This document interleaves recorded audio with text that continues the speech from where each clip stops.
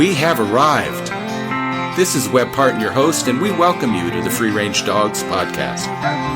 This is a place where we stake out a shady spot and talk about all things dog. Find yourself a soft piece of grass, spin a few circles, plop down, rest your feet, and join us in this joyful conversation.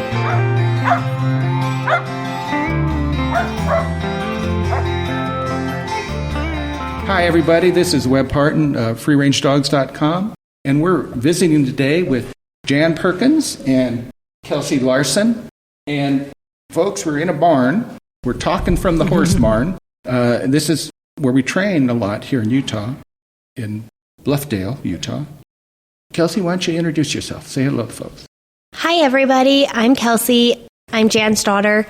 I mainly do just the agility dogs. I compete with my Corgi in local agility competitions here in Utah. I also train barrel horses full-time and compete on our local rodeo circuit around here. I'm Jan Perkins, and I'm the owner of Live Oak Dog Obedience. I'm a behavior specialist, and I've been doing this for about 45 years, and I love training. We do not only the obedience training, but we also work on behavior modification and manners, and we also do agility, which my daughter told you, and rally, and we do scent training too. Okay, very good. And folks, I wanted to talk today about the differences between animals and us. And if you're going to train an animal, you have to know how to talk to them and live in their world, at least half time. At least half time. And I know I wanted to bring up a specific thing that had happened. This had been maybe 2 or 3 years ago. I'm not good with time, remembering how long things were. But we were doing a training here in this barn, and a young couple showed. They had one dog with them, a man and a woman, mid to late 20s. And the woman was obviously afraid, distressed, nervous. You're getting recognition in your eyes. Yeah, pointing to the place where it happened. Okay. And for our folks out there then, we were doing snake aversion work. And I could tell from the beginning, when first, talked with them and then made that introduction to the dog, went up and connect to the dog, gave him breath, trying to build that bond, make sure the dog was okay with me. She was clearly distressed. And I talked with her, and I made the point, you don't need to do this, but she wanted to be very brave about it. And so we went forward. We were making the introduction. She brought the dog in, gave it to me. I took the dog in for the first time to meet the snake. And when I do that, I'm kind of working without a net, because I got down on the dog's level. I'm literally on all fours, and made eye contact with the dog, gave the dog breath. The dog focused on me. I went in, I put my head down. I was going to go to the snake to bring the dog in. I needed to see the dog smell that snake, focus on it, get those pieces. And clearly at that point, we were in the dog's world. And we were communicating on the dog's level, because it was that zone when you work with an animal. There's like a shared space. When you get into that space, the dog's reading your mind. Telepathic. Right. And we're in that space. We're kneeled down. The snake's about 2 feet away. Not a particularly happy snake at the time. And so I'm juggling a lot of plates, and the dog is really focused and just going in and just cued on that thing. And everything had shifted away. Any kind of negatives that Mom was feeling weren't there anymore. But Mom was about 3 feet behind me and to the side. And I'm down there looking at the snake, looking at the dog. We're literally, I'm breathing, and the dog's nose is picking it up. And Mom has a meltdown. And just, and I can't turn around because I don't want to break eye contact with the dog. And I don't want to lose the dog, because they're right in the middle of that curiosity we're trying to build. We're trying to get the dog to come in and focus on this thing and pick up all those cues that the dogs get that we humans would never understand. And I hear the commotion. I can feel the anxiety coming off Mom. And I I don't know what to do. I'm frozen. I'm literally on the ground looking at the snake and just trying to hang on to the dog. I'm just holding threads trying to keep the dog with me because I know as soon as that dog picks up on Mom, she's gone. And I may not get her back in that, And you were like a superhero. You sweep across the room and you come right in. You literally went between Mom and me and the dog and you work her back. So you're consoling her, talking with her, you're doing all those things, but you're also protecting me and the dog and what we had there. Right. And you got her far enough back that I was able to keep the dog with me and we're able to make that connection. We didn't, that critical first introduction that's so important, we were able to maintain it and make it work. And, I'm struck by how you have to be connected to get for a dog to understand. And Kelsey, you work with horses a lot too, and it's the same thing with horses. Yeah. Right. You have to, maintain that space, and that I think the term is linking up. Is that what the round corral folks use? Yeah, that's what some people call it, yes. Yeah. Jan, you've worked with folks a long time, and Yes, you know that difference. Yes, I have. Okay. And any thoughts on how you facilitate that? Yeah, a lot of times when I have people come in here, the thing I see, first of all, is that people are usually nervous themselves. And the first thing I have to do is say, you got to relax. I got to get you relaxed. So I normally don't just start out and work. I normally talk a little bit. Because not only I tell them all the time, I'm not just doing this for your dog, for your training.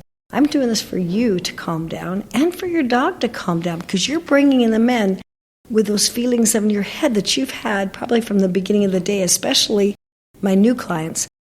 They're nervous about this class. They do not know who I am. They have no clue what they're going to get themselves into in here. So by the time they get in here, they're usually a nervous wreck, which makes their dog a nervous wreck. So that's why I usually talk and work on behavior problems before we even start. And one of my biggest problems is people who are weak. Not weak as far as, I always tell them, you're a very sweet person and people love you, but dogs will chew you up and spit you out because they think of you as weak. And dogs have to have an alpha. All dogs, all breeds, doesn't matter if it's a Chihuahua or whatever, is they all work in a pack order. They all have to work in a pack order. They have to. And so what I always tell people is I have to make you strong. Not mean, never mean or abusive, but strong. And so usually when I get that and I work them in, they start seeing it, because most people don't see that. We think of dogs as our children. We think of them as human. But that confuses them because they're not human and they never will be. They never can be human. I always call it, we kind of make them human dogs and we confuse them. And so what I try to help people do is help them understand how dogs think. And then I work with them that way. I always tell people, if I had my biggest wish in the whole world is that before everybody would buy their first dog, they would take a dog behavior modification class or a dog communication class. Because then you would have a well-balanced dog. A lot of times before I get them, or when I get them, they've already had some, imbalance and damage done to them that I have to redo and change it back again. And, I trained bird dogs for a long time, and I didn't train trial dogs, I trained hunting dogs. Mm-hmm. And typically the dogs that came to me were dogs where something didn't work, because if everything worked, they didn't need to see me. Mm-hmm. So I would see them show up in varying degrees of being disassembled, and then we'd have to put them back together. Oh, yeah. And, there's so many different genetic patterns in dogs. I worked with dogs that were hunting dogs, bird dogs and retrievers. And there's a connection when you work with a dog. So if you have a herding dog, the best of all worlds is that you've got sheep and that dog has a paddock to run in, and those genetics are addressed. And it's the same with me. When a dog would come to me, what we had to do was get them reconnected to what they were. Exactly. Right. You have to bring them down. Right. That's what I find. I tell people all the time is we take these magnificent animals, and they are magnificent. To me, they're my angels. They're brilliant. If you let them use that brilliance, they're brilliant. But we've taken them as humans and taken them out of what their DNA is telling them to do. Herd, hunt, retrieve, whatever, guard, whatever they are. And we bring them into our concrete jungles. And we just expect them to behave without giving them anything back in return. We just expect them to mold into being our pets. Don't dig, don't chew, don't do anything wrong, but come here and let me pet you. You know, you give me comfort, but do we think about their comfort? And so what I try to do in my classes a lot of times too is I teach them to give them a job, like Kelsey does with her agility. What we do is we teach them, you can't, there's no hunting anymore. Most places are built up now. You can't hunt. Most people can't afford or don't have places to have sheep or horses or cattle. They don't have it.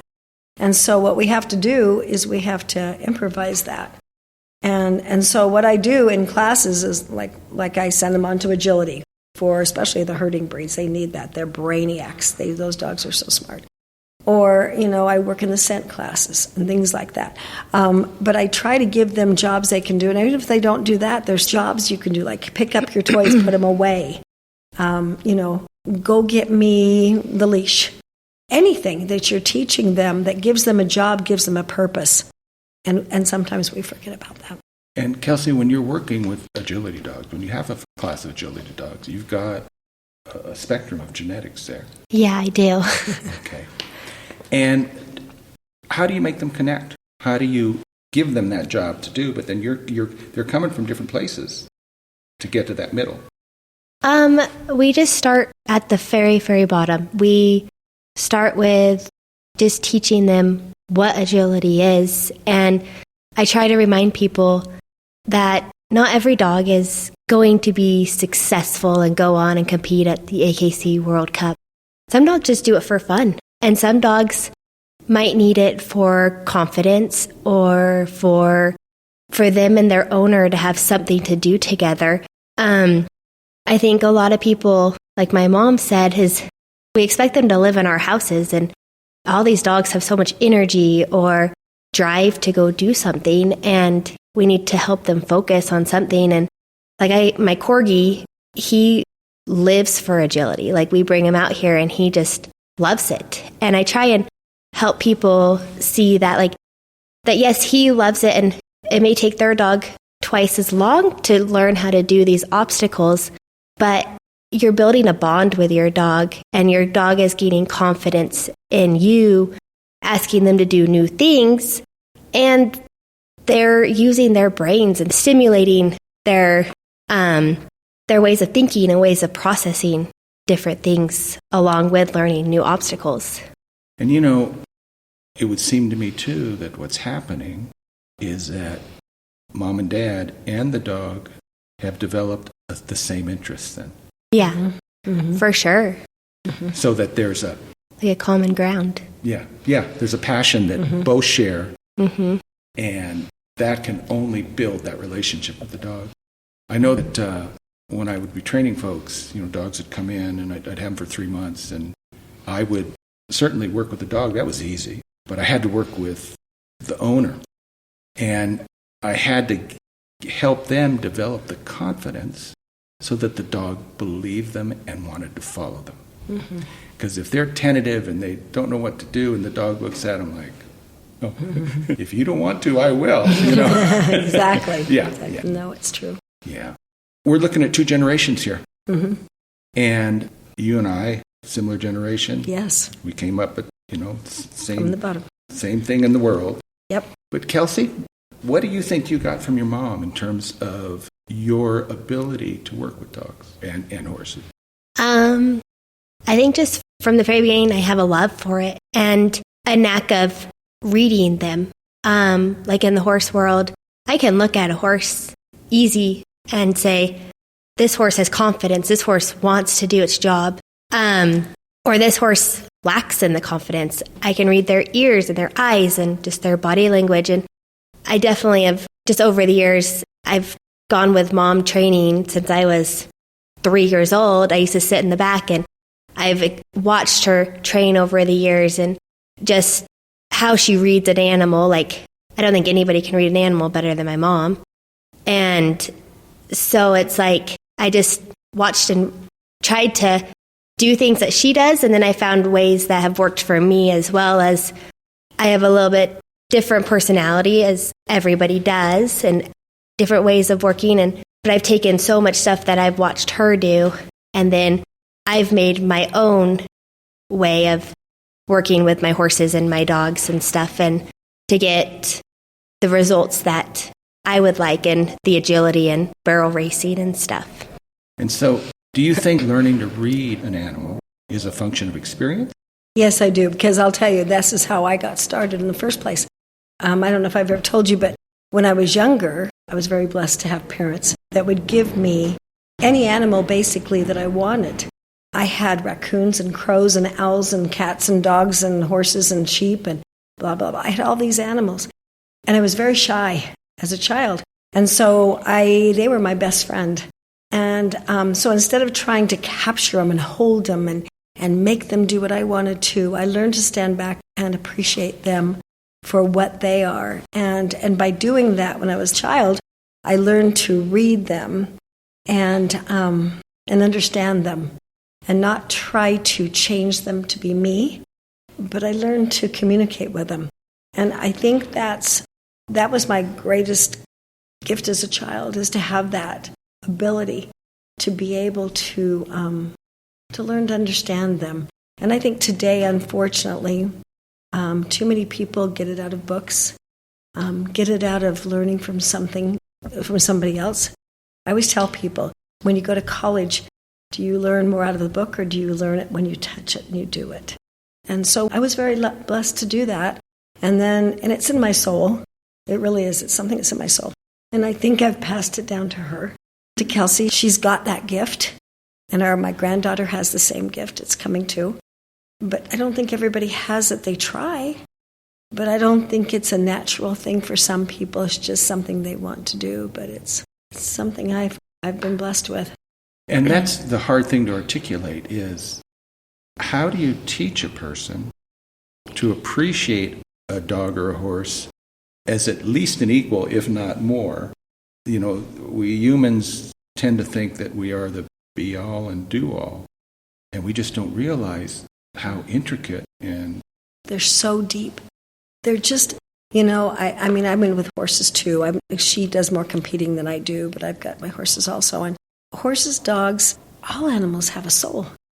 And once you tap into that and you understand them and you let them be who they are and go from there, I really think you've entered into a gift that most people don't get to see.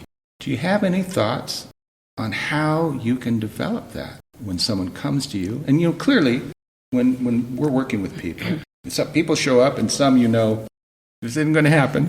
Oh, yeah. Yeah, okay. But, you see some people come in that there's a spark there. Mm-hmm. It's not there yet, mm-hmm. But you can see it. Maybe it's a drive, mm-hmm. or a passion or an enthusiasm. Mm-hmm. And if you're working with a dog or a horse, all that enthusiasm can generate in that human for the animal is a desire to bond. Mm-hmm. The animals feel confidence, and they're drawn to that confidence, and then it works. Mm-hmm. I know that it took me years to really understand, and I still don't understand how to connect. But if I'm working in a version group and I go and I introduce myself to a dog, I got a nanosecond. Yeah, you do. Yeah, just a nanosecond, and I'm sure you sense the same thing with horses. Mm-hmm.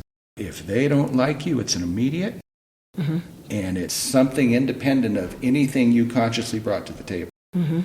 And I'll watch, when I look at a group of people, like that day with that young couple, I saw a guy that was pretty centered and pretty focused. Yeah, he was okay. And I saw a mom that was really trying to be brave. Mm-hmm. And I tried to honor that. And At the end, she was pretty good. At the end, she was pretty good. Mm-hmm. But it was a little touch and go there at the beginning. Mm-hmm. Okay. And I don't know if I'd been alone that I could have done that. I mean, because you were able to come in and buffer that and stabilize her. And once I get the dog over that hump and make sure we had what we need for the dog, then I could address Mom. But we're right there to save the day on that. So we're, with this podcast, we're talking to folks that want to learn how to be with their dog in a natural world. They want to be able to take them out and run them and be connected to them and live that kind of life where they don't have a pet per se that is maneuvered and handled and incarcerated. And okay, they want a relationship with the dog, and they want to be able to share their life with the dog. And that's such a gift. Yeah, that's the one thing I have a class just for that, to tell you the truth. Because what I do, a lot of times I find that they, like I say, they don't understand them. They think they do, and it's a cute puppy, and they just want to love it and hug it and snuggle it. But I try really hard to help them understand where the dog is coming from. So there's a class I do where I teach them how dogs think, how they think.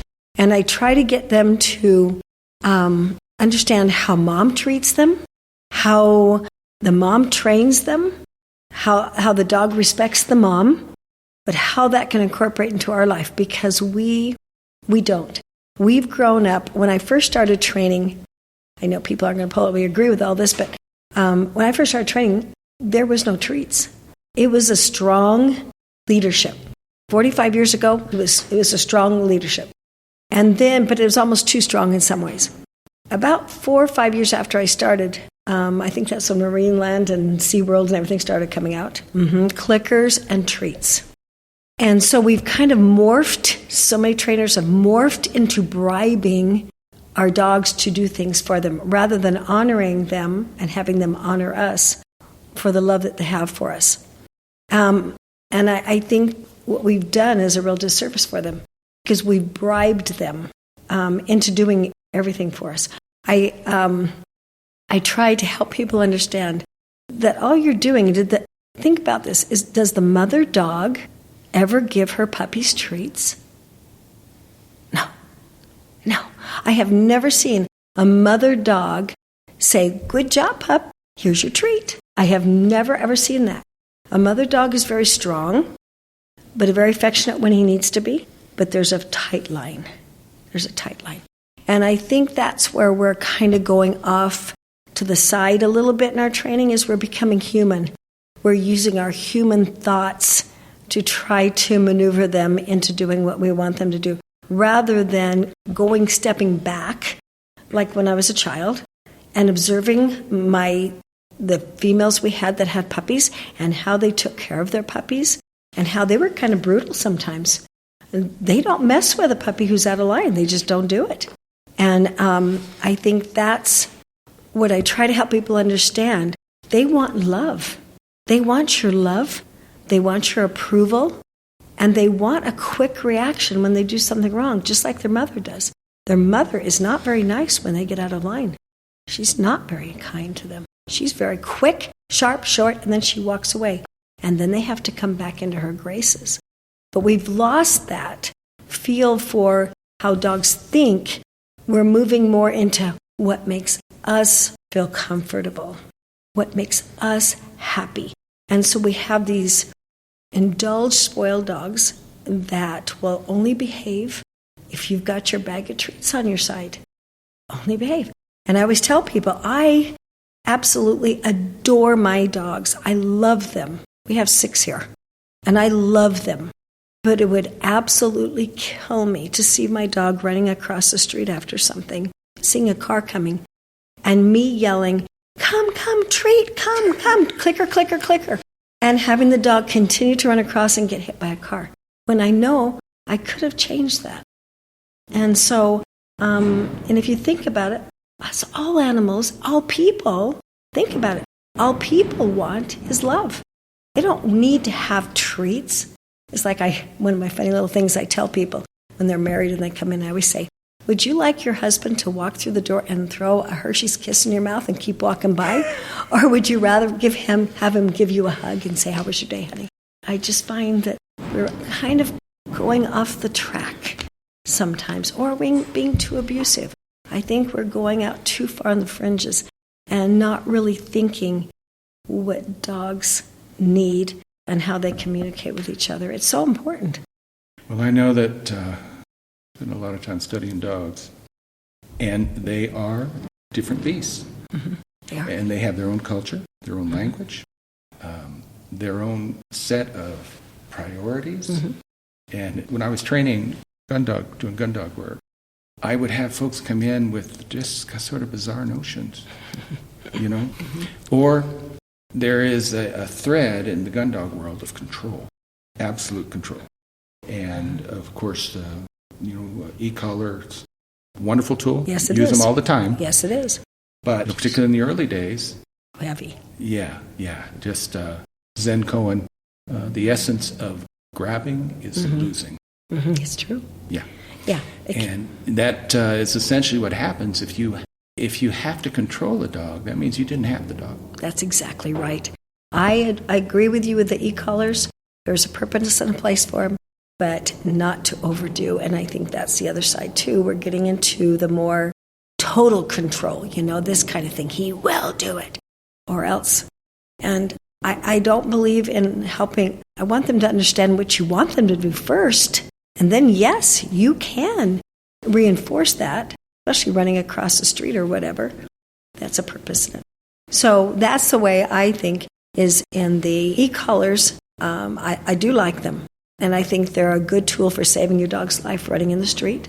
But I always tell people, I don't train with them. I reinforce what they know and then choose to not do. That's when you have to use an e-collar. So balance in everything. Not overindulgent now. When it comes to agility, treats might be a great thing. For when you do scent work, treats might be a good thing to do, but not for things that are going to save their life. And for fun things, I'm not anti-treat. I'm not anti-e-collar. But there's a balance. And when it comes to obedience where you've got to have that dog obey, you can't rely on a treat. You can't rely on even an e-collar. Sometimes you have to have the dog obey you. And that's why I work the way I do. Well, when I was training, of course, I live in southern Arizona, where it gets hot, and you got to use what you got. Mm-hmm. So when I was training during summer, it was a perfect opportunity because the one thing a dog has to have when it's hot is water. Mm-hmm. And so I can run a dog, and I can show them birds and fly a bird and get them out to run, but pretty quick they're thinking about a drink. Mm-hmm. And if they know that drink is in the pouch on the side of me, it's real easy to get them to check in repeatedly when they need that drink. Yeah. Okay. And there are different breeds of, different genetics in the different breeds of dogs. Some dogs are bred for field trial work off of horseback. Mm-hmm. So they're bred to run huge and check in on occasion when they think about it. And so, particularly with one type of bloodline, English Pointer, when they would come in, the term is self-hunt. You put them down, they don't want to connect to a gun, to the human. They want to run. Mm-hmm. And their brain disengages, and away they go. And I could find, using an e-collar, that I could moderate that range, and I could bring them in and control them and communicate with them well, From a distance. Yes, from a distance. But none of it worked. None of it meant anything till we took the collar off and cut them loose. Yep, to see if they really do it. Right, because then you know what you have. And a big percentage of those dogs would figure, I don't feel that weight on my neck anymore. Mm-hmm. I'll be back in 3 hours. And I would set that up. I would not put that dog in the string until the very end. Maybe it's 9:30, 10 o'clock in the morning. Sun's nice and bright, hot. Okay. And that dog would take off, and you'd see him, you'd cut him loose, and it looked like a train leaving the station. Mm-hmm. Okay. And once they got up to speed, they got some distance, they didn't look back. And I would be ready. I'd have a pouch with water. And we'd just start walking. And maybe that walk took 2 hours. But they would get out. Initially, they'd be out 100 yards, and they'd look back at me. They needed you. And I'm walking. I look like the actor in the Terminator, that cyborg robot. Okay, I'm coming. And I only call them once. Give them a whistle and cue them in once. Never give it again. And That's right. I just keep coming. And I just keep coming. And they start looking at me, and pretty soon 100 yards is 80 yards. And 80 yards is 60 yards. And at 60 yards, they go out and they go another 60 yards, and then they find a shade bush. Right. Because they figure, I think I might be in trouble here. Where is he? Yeah. No. They know they can see me Where is because he? They're coming I'm home. a straight line coming to them. Yep. Okay. And it often took that. Yeah. It often took that. Well, that kind of happens with horses. Just bringing that into it, when Kelsey's had some really tough horses. Oh, yeah. Yeah, we've had some that I've learned from some fabulous trainers over the years, and getting them to rely on you and what you give them, and it's come in handy a lot. Like, I had one horse that he was an off the track thoroughbred, and when they brought him out to me, he had 2 stud chains on, and he was a holy terror. And I learned this from a guy that starts lots of my burro horses, and he says that to be able to connect with this horse, you need him to realize that he needs you, just like you need him. And he taught me some things that he did with some of our colts and other colts, and we one time tied Tucker up for 3 days straight, and I would take him out a bucket of water in the morning and a bucket of water at night, and I'd take him his food. And they start out and they're angry and they're pawing and they're digging holes, and by the end they realize that we need them just as much as they need us. And it was amazing. The moment I untied that horse, he was like a whole new horse, and his whole demeanor had softened. And I think on the racetrack, these horses, they come out and they're just fed grain and they're taught to run, and that's their job. And when I trained burro horses, he was actually a hunter jumper that I trained. I used to do hunter jumpers, but same thing with the burro horses is a lot of them are race bred, and a lot of them have that just go, just like the dogs. They just, let's go. And you need to teach them that they need you just as much as you need them to be successful in life. And it's amazing once you team up with your horse and the bond that you create with them, it's like they'll do anything for you, just like you would do anything for them. And we, in bird dog work, we use a tie-out chain, and we use a chain gang, and we use that same sort of structure. Yep. And with the dog, it's eyesight, because they'll lock in with your eye. Once they're looking at you, you probably have the same thing with a horse, I would presume. Yeah. We are going to lose Kelsey. Kelsey has a little one that's got to be picked up at school. Little 2. Yes. Yeah, two little ones. Little Yeah. 2. All right. Well, I appreciate you being here. We're going to stay on with Jan and talk a bit more. Okay, thank you. Thank you, Kelsey. And so, Jan, there's so much crossover between the different sorts of trainings, and they're all... Oh, yeah. Oh, definitely. A lot of it's just common sense. A dog is a dog. A horse is a horse. Whoops, there's that door. Sorry, that's the door. We are in a horse barn. Yes, That's we right. are. Yes, we are. Yeah. No, there is. I mean, animals are fabulous. And if we can learn to cross over with them, I think that's the trick, is if we can give ourselves, instead of, buying them for our kids, buying them for our house, buying them to make us happy, if we can do some research before we buy, I think that's one of the biggest things I tell people. So many people I see will buy because they have a neighbor that has a cute dog, or he's really smart, but they don't realize the work that they had to go into that smart. It doesn't come naturally. A lot of times people just see an animal that they think, oh, he'd be a great pet, but they don't understand, like Malinois. I see people get them, and I love the breed, but it is not a family dog. This is a hard working dog. This dog needs work, and he's intense. And when you see them, when people buy the wrong breed, you butt heads. And my other hardest part of my job is sometimes when people come and say, I can't keep him anymore, I need to rehome him, it's just not working out.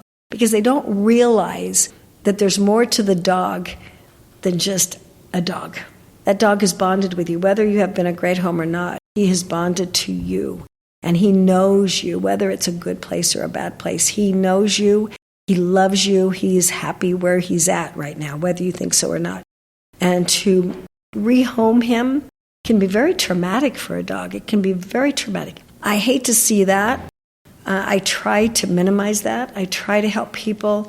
If I had my wish, I wish everybody would call me before they got a dog and let me talk to them about what their life is like, where they live, how big of space they have for this dog to be, how old are their kids, how much time do you have to spend with this dog, what are your goals for, are you an athletic person, are you a quiet person, and then try to match up a breed, because you can't match up two strong personalities, different things that are so foreign, and try to bring them together and sometimes be happy, especially in our busy, crazy world. It just doesn't happen. So unfortunately, I get a lot of that. I always tell people, do not, I know that people are going to be upset with this, but do not buy dogs for your kids. I never, ever bought an animal for my children. Yes, we've had millions of animals right now.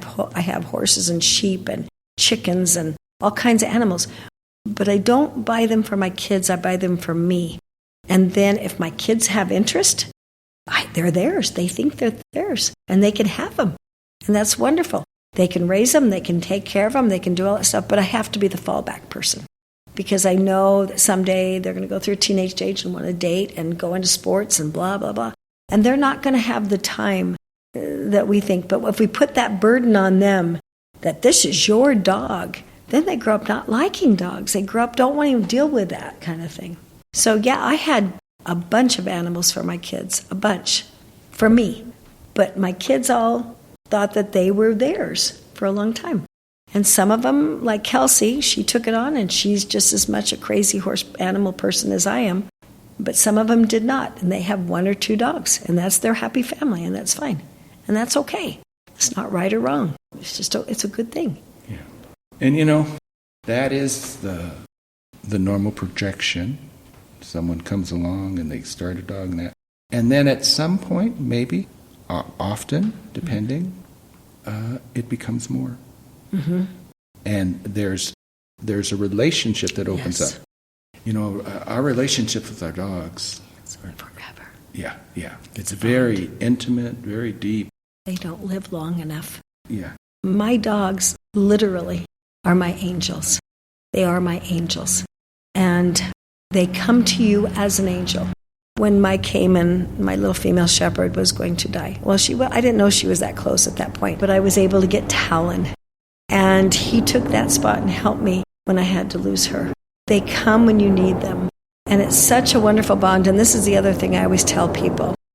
Don't get so intense in your training, especially when they're puppies, that you lose conscious of where they're at. In other words, they're puppies, they're crazy for such a short time, but they grow old too fast. When you think about it, your dogs grow old very quickly. 10 years, 14 years is not long. It's not long. And this probably get me going, but I'll never forget when my lab that we just lost 4 months ago, when he was young, I couldn't find him in our house. I was looking all over. And I finally went into our guest room, and he was in there. He was like about a 5-month-old puppy, and he had torn up one of my down pillows. And I had feathers just showering in it's full. They're probably still there to this day. And he had feathers all over his head. And at the point, at first I thought, I'm so mad. And I look back at that now, and I would give in the world for a picture of that, because I'd never have it again. So I always tell people, don't get too serious. Laugh a lot. You have to laugh, or if not, you kill them. You have to laugh a lot, because it's too short.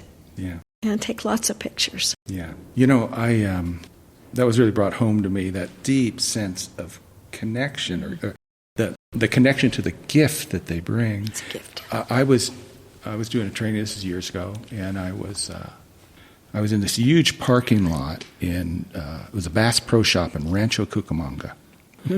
What a name. Oh, I lived there. Okay. And I was in the back parking lot, and it was late at night. We were using it because the lights were everywhere, so the whole parking lot was illuminated. So it was a great place to work, and it was, midsummer. So heat of the day, we couldn't be out there with the sun and the black asphalt. But, we'd start about 7 o'clock at night, sun's down, cools off, 70 degrees, 75 degrees, perfect weather, snake weather. We're doing diversion work. And I had a group, and the group's typically six dogs or so, and then the associated humans involved with the dogs. And it was a young couple, 30-ish maybe, late 20s. And they had a black lab. There was kind of a sadness, and I didn't quite understand it, but I'm kind of, when I meet a group, I'm focused on the dogs, and I'm kind of, my primary focus is always the dogs, so that's who I have to work with. I'm trying to gauge mom and dad in the context of what the dog thinks of mom and dad. And the dog was very attached to both of them, the way it looked to me. And that's the way I read it. And so Dad was kind of silent, kind of stoic.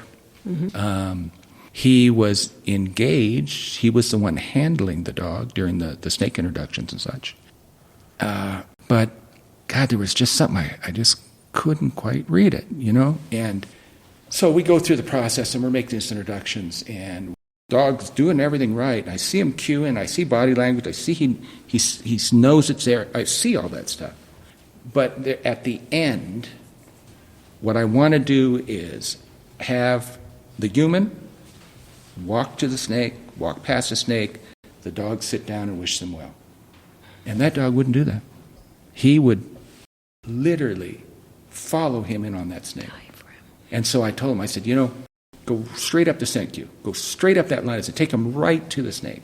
Because it's, often dogs will get kind of pragmatic about it, or they don't want to be embarrassed, they don't want to let on. Their culture says you got to be strong, or, so that will often do it. You start getting close and they start backing off, they go sideways. Not this kid.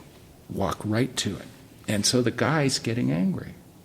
Stupid dog, and I can't read this. It just doesn't make sense to me. Because I can look in that dog's eyes. There is someone home. And that dog is pasted right to that guy's side. And I can see that dog walking right beside him, going right at the snake, knowing it's a snake, knowing it's there, knowing what's going to happen. And I get everybody tested out, and I asked them to stay after class. Again. Right, okay. I'm trying to get some idea of what, something, clearly I don't know something I'm not reading something. And the woman's a little teary, and I don't know if it's about the dog, because she takes me aside, and she says, we're getting divorced.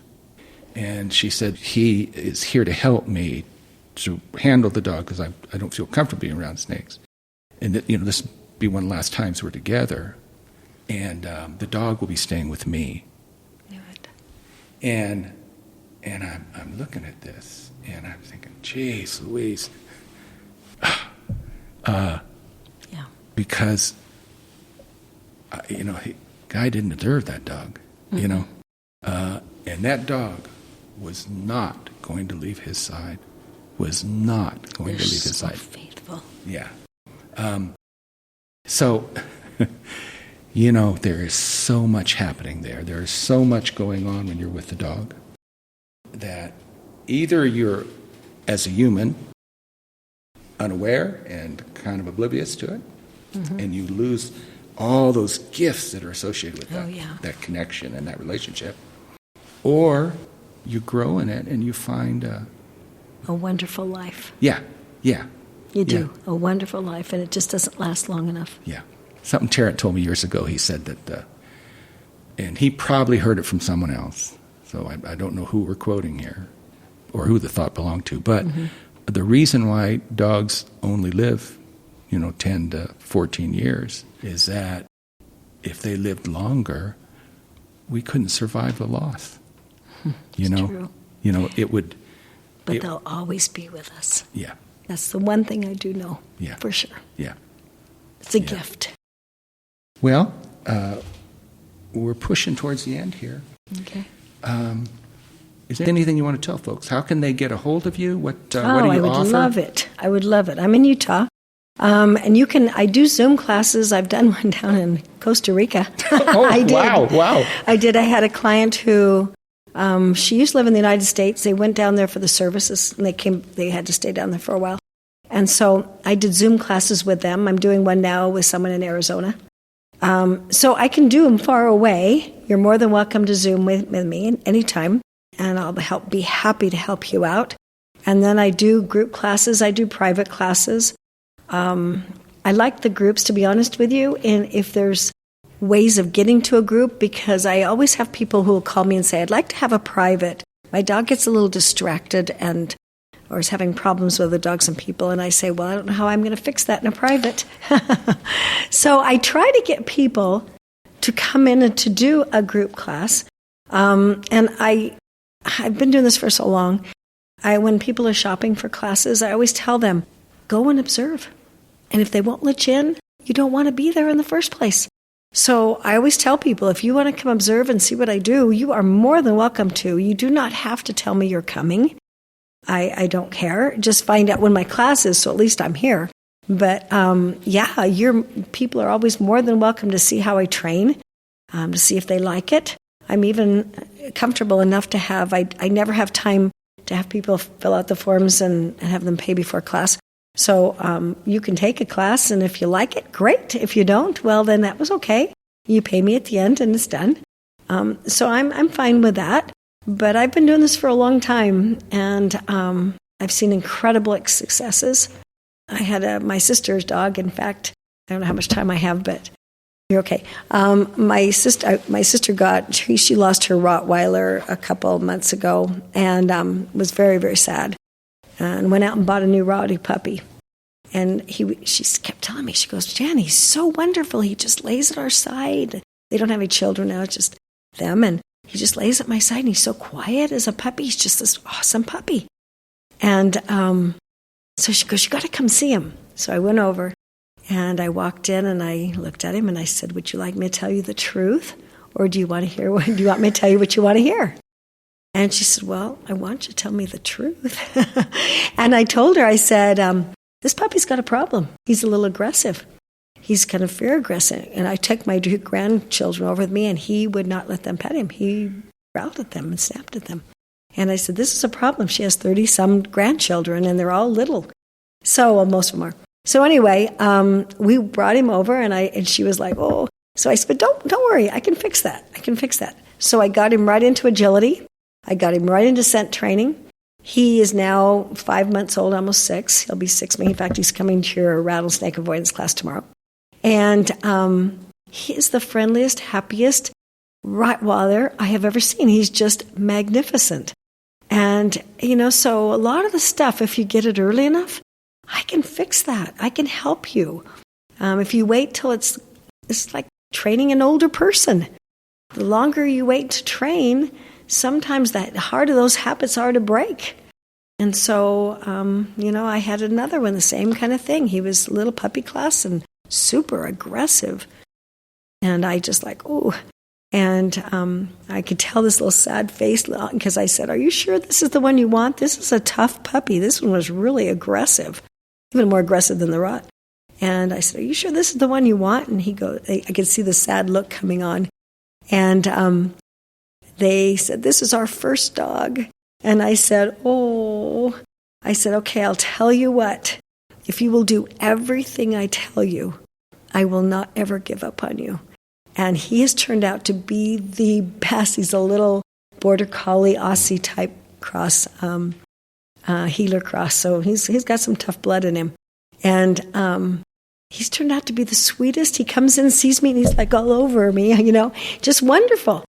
But a lot of them can be changed if you start early enough. If you see these little things happening, don't think it's just he's shy, he's quiet, he's sad. No, usually there's a deeper inset problem. But a lot of it can be changed. A lot of it can be moved into something else if you work with it. It really can. Right. And probably if you can get mom and dad And that's the over problem. it too. That's Yeah. the hard part. Yeah. Yeah. I tell people all the time, like, especially my puppy and my beginning novice classes, I don't train dogs. I train people. Once I get the people trained, it's a piece of cake. And now in my intermediate class, now we're training both and more of the dog. And in the advanced class, it's all the dog because the people know what to do. When they get to that level, they're great. And then it's just perfecting this fabulous dog. And so training's the best. It is the best. But they're more than welcome to call me anytime. I don't know if you can give him my address or anything. And we'll put that in on the metadata. But go ahead and give us a phone number. Okay. My phone number is 801-891-2681. And you can call anytime. If for some chance I don't answer, just leave me a message. Or you can go on my website or email me. My website's Live Oak Dog Obedience Utah, and that's spelled out UTAH.com. And then my email is jan@liveoakdogobedienceutah.com. So feel free to call me anytime, and I'll answer questions on the phone. I'll help you anytime. Okay. They can find you now. I hope so. Jan, thank you so much. I really have appreciated the time that we spent together here. Oh, and you're I think the it's best. a great conversation. I think it's going to help folks out there. Thank you so much. All right. Thanks again. If you like this episode, I invite you to visit our website, freerangedogs.com. It's where you can find the stuff you need to live the free-range dog lifestyle. I want to help you with that. Book a consultation call or an in-person training, attend one of our ongoing events, or join our online membership program. We got it all on freerangedogs.com. All right, it's time to head back to the truck and the water bucket for the thirsty dogs. This is Webb Parton signing off, wishing you the boundless joy that comes when you share the outdoors with your best friend.